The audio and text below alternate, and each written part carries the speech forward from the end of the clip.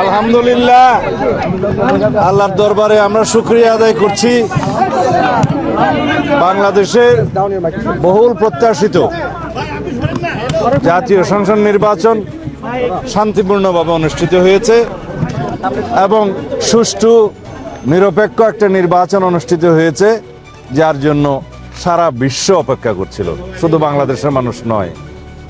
আমরা আল্লাহর দরবারে শুকরিয়া আদায় করছি, এদেশের জনগণের প্রতি শুকরিয়া আদায় করছি, তাদেরকে অসংখ্য ধন্যবাদ প্রদান করছি। তারা ধৈর্য ধরে এই ত্রয়োদশ জাতীয় সংসদ নির্বাচনে অংশগ্রহণ করেছেন এবং ভোট প্রয়োগের পর ভোট পাহারা দিয়েছেন। দুই একটি ছোটখাটো বিচ্ছিন্ন ঘটনা ছাড়া উল্লেখ করার মতো তেমন কোনো ঘটনা ছিল না। বলতে গেলে শতকরা শতভাগই শান্তিপূর্ণ নির্বাচন অনুষ্ঠিত হয়েছে। এই বিজয় আমাদের প্রত্যাশিত ছিল। আমরা বাংলাদেশের জনগণের যে স্রোত বিএনপির অভিমুখে দেখেছি, আমাদের নেতা জনাব তারেক রহমান যেখানেই গিয়েছেন, তিনি স্বদেশ প্রত্যাবর্তনের পরে যেই অভ্যর্থনা পেয়েছেন, আমরা তখনই এদেশের মানুষের মন বুঝতে পেরেছি। তারা অপেক্ষা করছে দীর্ঘ 17 বছর পরে গণতান্ত্রিকভাবে একটা নির্বাচনে অংশগ্রহণ করে ভোটাধিকার প্রয়োগ করে এদেশের নতুন যাত্রা শুরু করার জন্য। বাংলাদেশের গণতন্ত্রের, শক্তিশালী গণতন্ত্রের ভিত্তি রচনা শুরু হয়েছে। গণতান্ত্রিক যাত্রা অব্যাহত থাকবে ইনশাআল্লাহ। এদেশের সকল রাষ্ট্র কাঠামোর গণতান্ত্রিক সংস্কার এবং সংবিধানের কাঙ্ক্ষিত গণতান্ত্রিক সংস্কার করা হবে, যেটা আমাদের 31 দফার উদ্দেশ্য ছিল, লক্ষ্য ছিল, এবং তার ভিত্তিতে আমরা আমাদের ইশতেহার প্রণয়ন করেছি। ইতিমধ্যে জুলাই জাতীয় সনদ স্বাক্ষরিত হয়েছে, যার মধ্যে দিয়ে একটি রাজনৈতিক সমঝোতা হয়েছে। এটা একটি রাজনৈতিক সমঝোতার দলিল, তা অক্ষরে অক্ষরে পালন করা হবে।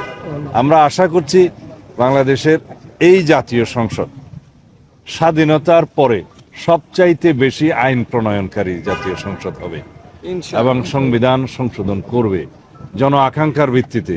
আমাদের শহীদদের আকাঙ্ক্ষা অনুযায়ী, প্রত্যাশা অনুযায়ী, তরুণ প্রজন্মের প্রত্যাশা অনুযায়ী এই দেশকে আমরা মেধা নির্ভর, প্রযুক্তি নির্ভর এবং জ্ঞান নির্ভর রাষ্ট্র বিনির্মাণের জন্য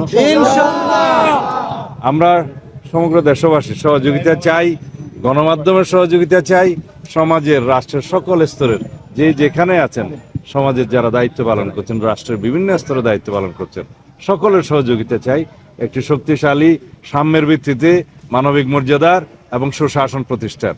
আমরা 3টি জিনিসকে সবচেয়ে বেশি গুরুত্ব দিচ্ছি: আইনের শাসন প্রতিষ্ঠা, দেশের অর্থনৈতিক সমৃদ্ধি এবং দুর্নীতি নির্মূল করা। ধন্যবাদ।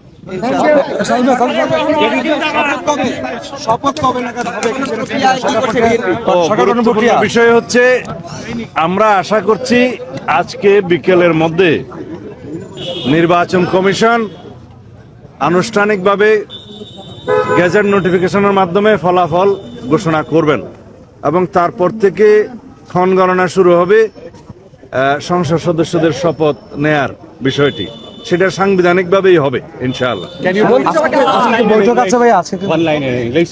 Are you satisfied with the English? Are you satisfied You with are the from? I work for AFP. AFP. Are you satisfied with the political process, because one of the major parties was out of the contest? How satisfied are you with the political process?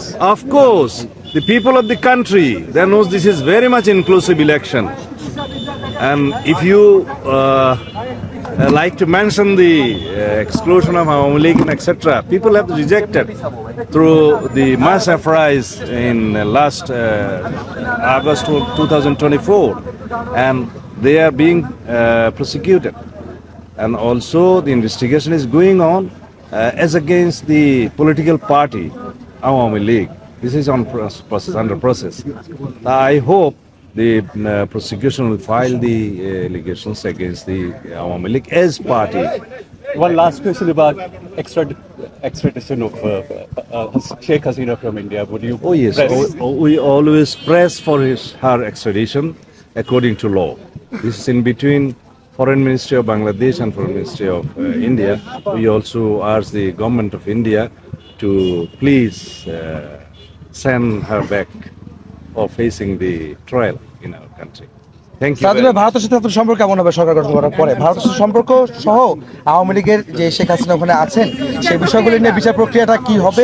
All neighboring countries and with all countries of the world, we need friendly relationship on the basis of the sovereign equality and dignity, and also on the basis of equality and mutual respect. Thank you. Last question, কেমন মন্ত্রিসভা দেখতে পাচ্ছেন? কেমন মন্ত্রিসভা দেখতে পাচ্ছেন? BNP this was very much expected. It was very expected. কেমন মন্ত্রিসভা দেখতে পাচ্ছেন? কেমন মন্ত্রিসভা দেখার জন্য একটু অপেক্ষা করতে হবে।